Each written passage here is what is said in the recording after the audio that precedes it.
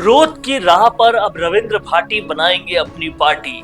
और अगर ये सब हो जाता है तो कैसे बदलेगी राजस्थान की सियासत, अपना समीकरण, ये सब कुछ हम आपको इस वीडियो में बताने वाले हैं। इसलिए इस वीडियो के आखिर तक बने रहिएगा और समझिएगा कि राजस्थान की राजनीति में निर्दलियों में सबसे तेजी से आगे बढ़ने वाले रविंद्र सिंह भाटी अगर अपनी ही पार्टी का ऐलान कर देंगे और पार्टी बना देंगे तो किस तरह से राजस्थान की सियासत के समीकरण बदलने वाले हैं, चेंज होने वाले हैं, ये समझने वाली बात होगी। हाल ही में रविंद्र सिंह भाटी ने राजकुमार ध्रोत और हनुमान बेनीवाल की तर्ज पर अपनी पार्टी बनाने की बात कही है। हालांकि बात उन्होंने इस तर्ज पर की है कि अगर भारतीय जनता पार्टी अगले चुनाव में यानी कि 2028 के चुनाव में युवाओं को कहीं पर भी सीट नहीं देती, टिकट नहीं देती, तो वो अपनी पार्टी बनाकर युवाओं को लॉन्च करेंगे।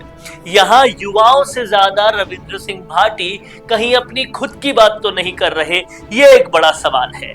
लेकिन अगर रविंद्र सिंह भाटी ने अपनी पार्टी लॉन्च कर दी और जिस तरीके से उन्होंने खुद लोकप्रियता हासिल की, शिव से जो सीट पर कभी भी कोई निर्दलीय नहीं जीता, उस सीट से जीत हासिल की, अगर वो अपनी पार्टी बनाते हैं तो वो राजस्थान की सियासत में क्या युवाओं की क्रांति ला पाएंगे?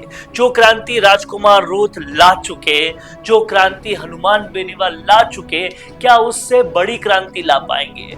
उनकी क्रांति और रविंद्र सिंह भाटी की क्रांति में क्या खास अंतर होगा, यह भी समझने वाली बात है। समझना हमें यह होगा कि राजकुमार रूथ की पार्टी तो वागड़ विशेष, क्षेत्र विशेष की पार्टी है और राजस्थान के बाहर भी जाएं तो जहां जहां भील बसते हैं उनकी पार्टी वहां तक सीमित है। वहीं हनुमान बेनीवाल की पार्टी जाट समुदाय विशेष की पार्टी है और वो जाट समुदाय से बाहर निकलने का थोड़ा बहुत और प्रयास भी करती है, लेकिन वो एक इलाके विशेष की पार्टी हो जाती है। पर अभी तक अगड़ों में से कोई पार्टी निकलकर नहीं आई थी। यानी कि राजपूत समाज पर अगर फोकस करते हुए रविंद्र सिंह भाटी अपनी पार्टी बनाते हैं तो ये राजपूत वोट बैंक को खिसकाने वाली बात होगी। और अगर राजपूत वोट बैंक खिसकता है तो कहीं ना कहीं बीजेपी के वोट बैंक पर असर पड़ेगा। ये एक नजरिया है देखने का रविंद्र सिंह भाटी की अपनी पार्टी को। लेकिन अगर दूसरे नजरिए से देखें तो कहीं ना कहीं अगर रविंद्र सिंह भाटी कहीं ना कहीं कांग्रेस के वोट भी तोड़ते हैं, क्योंकि रविंद्र सिंह भाटी को देखा गया अभी जैसलमेर, बाड़मेर, बालोतरा के चुनाव में उनको मुसलमानों ने भी सपोर्ट किया है और दूसरी प्रजातियों ने भी सपोर्ट किया है। अगर रविंद्र सिंह भाटी कांग्रेस के वोट तोड़ते हैं और बाद में जाकर बीजेपी से अलायंस कर लेते हैं तो खासा फायदा भी बीजेपी को पहुंचा सकते हैं। अब देखने वाली बात यह होगी कि रविंद्र सिंह भाटी की पार्टी अगर बनती है तो वो कब बनती है, या फिर रविंद्र सिंह भाटी को बीजेपी अपने अंदर ले लेती है। क्योंकि जैसा कि हम सब लोग जानते हैं कि भाटी हमेशा से बीजेपी में आना चाहते थे, टिकट नहीं मिला इसलिए निर्दलीय खड़े हुए। तो क्या अब बीजेपी और रविंद्र सिंह भाटी का मिलन होगा या वो अलग पार्टी बनाएंगे? अगर बना लेते हैं तो फिर क्या तीसरे मोर्चे का कंपटीशन हनुमान बेनीवाल, राजकुमार रूथ और रविंद्र सिंह भाटी तीनों के बीच में हो जाएगा? तीन तीसरे मोर्चों की पार्टी में से कौन आगे बढ़ पाएगा, ये भी एक बड़ा सवाल है। क्योंकि अभी फिलहाल तो राजकुमार रूथ आगे चल रहे हैं, उनकी सीटें सबसे ज्यादा है।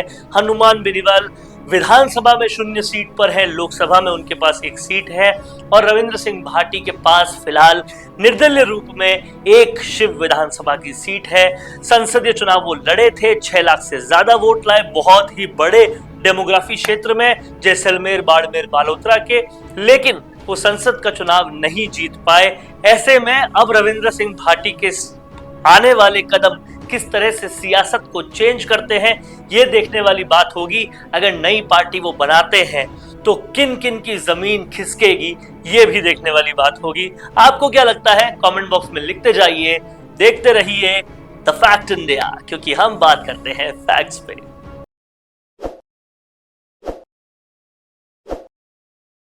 ताज़ा खबरों के लिए विजिट करें द फैक्ट इंडिया की वेबसाइट और डाउनलोड करें द फैक्ट इंडिया ऐप।